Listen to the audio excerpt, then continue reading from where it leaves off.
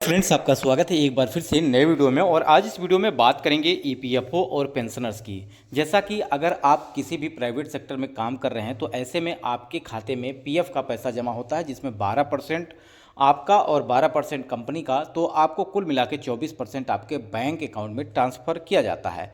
तो फ्रेंड्स, ऐसे में अगर बात करें तो ईपीएफओ का अगर आप पैसा निकालना चाहते हैं तो इसके लिए आपको कुछ फॉर्म भरने होते हैं, जैसे कि फॉर्म 19 है, फॉर्म 10C है, फॉर्म 31 है। ये फॉर्म आप कब भर सकते हैं? आज हम बिगिनर्स के लिए बात करें, नए जो एम्प्लॉय हैं उनके लिए बात करें, पेंशनर्स की बात करें, तो आपको अगर पूरा पैसा निकालना है, अगर आप अपना पेंशन का भी पैसा निकालना चाहते हैं, तो ऐसे में आपको कौन सा फॉर्म भरना है जिससे आपका पूरा पैसा निकल जाए।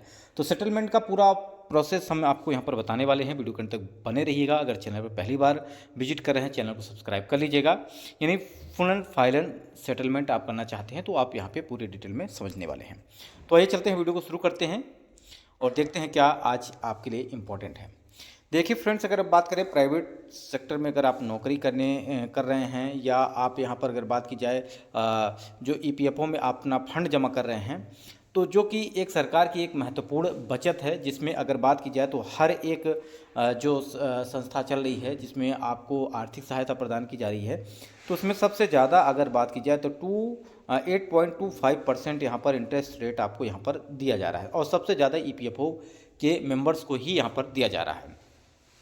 तो ऐसे में अगर आप अपनी नौकरी छोड़ रहे हैं या रिटायरमेंट ले रहे हैं, तो ऐसे में आप पीएफ का पैसा अगर निकालना चाहते हैं तो इसकी आसान प्रक्रिया क्या है, इस पर हम बताएंगे आपको। आपको ईपीएफओ फॉर्म 19 नंबर का या 31 नंबर का, या बात करें 10C का फॉर्म कब आप भर सकते हैं, कैसे, आपको क्या क्या प्रावधान है, पूरे हम डिटेल में समझेंगे। देखिए, अगर बात की जाए, अगर जो फॉर्म है 19, यहाँ पर हम पूरा डिटेल में देख लेते हैं, उसके बाद हम आपको बताते हैं पूरा क्या क्या इसके लाभ हैं वो भी हम देखेंगे, ठीक है। और कैसे आप यहाँ पर फॉर्म भर सकते हैं, क्या है पूरा प्रोसेस। देखिए, 4 तरह के आप देख सकते हैं फॉर्म। एक होता है कंपोजिट क्लेम फॉर्म, एक होता है फॉर्म 19, फॉर्म 10C, और यहाँ पर फॉर्म 31। अगर आप ऑफलाइन तरीके से अपना क्लेम करना चाहते हैं तो आपको यहाँ पर कंपोजिट क्लेम फॉर्म भरना होता है।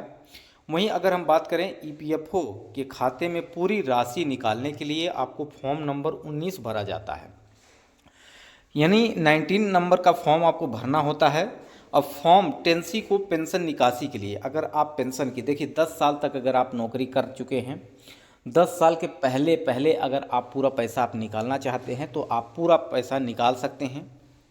इसमें आपको 19 नंबर का और 10C फॉर्म भर देना है, इससे आपका पेंशन का भी पैसा निकल के आ जाएगा। अगर मान लीजिए कि कुल पैसा आपका 1 लाख रुपए है, उदाहरण तौर पर समझिएगा, तो 70,000 रुपये आपका ईपीएफओ का पैसा है और 30,000 रुपये आपका पेंशन का पैसा है, ठीक है। अब इन दोनों का आप निकालना चाहते हैं, आपकी अभी नौकरी जो है वो 10 साल कंप्लीट नहीं हुई है, तो इन दोनों को फॉर्म को भर के पूरा पैसा यानी 1 लाख रुपये आप निकाल सकते हैं। अगर 10 साल की नौकरी हो चुकी है, आपने पैसा नहीं निकाला, तो 10 साल के बाद आपका जो पैसा होता है वो 30% आपके पेंशन में चला जाता है, वो आप नहीं निकाल पाएंगे। वो 58 साल की उम्र के बाद ही आप पेंशन का पैसा निकाल पाएंगे, ठीक है। तो इसके पहले अगर रिजाइन कर देते हैं तो आपको 19 नंबर का फॉर्म और 10C फॉर्म भर के आप यहाँ पर पूरा पैसा निकाल सकते हैं। अब आपका जो 70% पैसा है उसमें से आप पैसा निकालना चाहते हैं, पेंशन का पैसा आपका जमा हो चुका है, तो अब आपको 70% में पैसा पूरा निकालना है, तो इसका भी पूरा पैसा नहीं निकलता है। तो इसके लिए आपको फॉर्म नंबर 31 को भरना होता है, जो आंशिक ईपीएफ निकासी के लिए भरा जाता है। कहीं भी आप फॉर्म अपने खुद से कर रहे हैं आवेदन, या कहीं से आप कंप्यूटर सेंटर से करवा रहे हैं, तो ये चीज़ें आपको जानना है, तभी आपको सारी चीज़ें समझ में आएंगी, ठीक है। और ऑफलाइन तरीके से अगर आप अपना पैसा निकालना चाहते हैं, इसके लिए कंपोजिट क्लेम फॉर्म भरना होता है, जिससे आपका पैसा निकल जाएगा, ठीक है। इसके लिए अगर मैं बात करूं यहाँ पर क्या क्या बेनिफिट हैं, फॉर्म नंबर 19 के लाभ देख सकते हैं। नियोक्ता के सत्यापन की आवश्यकता नहीं होती है। अगर आपका पैसा खुद का है और आप ईपीएफओ में जमा है, तो इसमें कंपनी की कोई इसमें सत्यापन करने की ज़रूरत नहीं होती है। ऑनलाइन आवेदन आप कर सकते हैं, नियोक्ता के सत्यापन की इसमें आवश्यकता नहीं होती है। 19 नंबर आप फॉर्म भर के पैसा निकाल सकते हैं। तेज़ी से इसका प्रोसेसिंग होता है। आधार यूनियन नंबर से लिंक होने पर आपके ईपीएफओ के दावे को 5 दिन के भीतर प्रोसेस हो जाता है। 5-6 दिन के अंदर पैसा आपका निकल के आ जाता है। इसमें आसानी होती है, एकीकृत पेंशन पोर्टल यानी पोर्टल सदस्यों को आसानी से अपना योनो नंबर है आपके पास और इसको आप उमंग ऐप में लॉगिन करके वहाँ से भी आप फॉर्म भर सकते हैं, वहाँ से पैसा आप निकाल सकते हैं।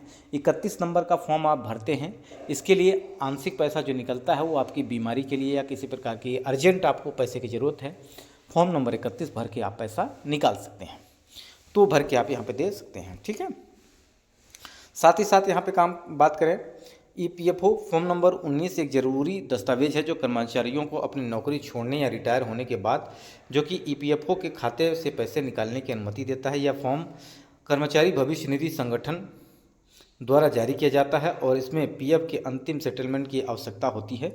जब आप पूरा पैसा निकालना चाहते हैं तो उस दौरान इस फॉर्म को भर सकते हैं। आंशिक रूप से पैसा आपको निकालना है तो 31 नंबर जो कि फॉर्म आपको भरना होता है उससे आप पैसा आप निकाल सकते हैं। तो फ्रेंड्स, जो भी ईपीएफओ से जुड़े हैं, इसके अलावा आपके मन में कोई प्रश्न है तो आप चाहते हो उस पर मैं आपको अलग से वीडियो प्रोवाइड करूँ तो कमेंट जरूर करिएगा। वीडियो यहीं समाप्त करते हैं। नमस्कार, जय हिंद, जय भारत।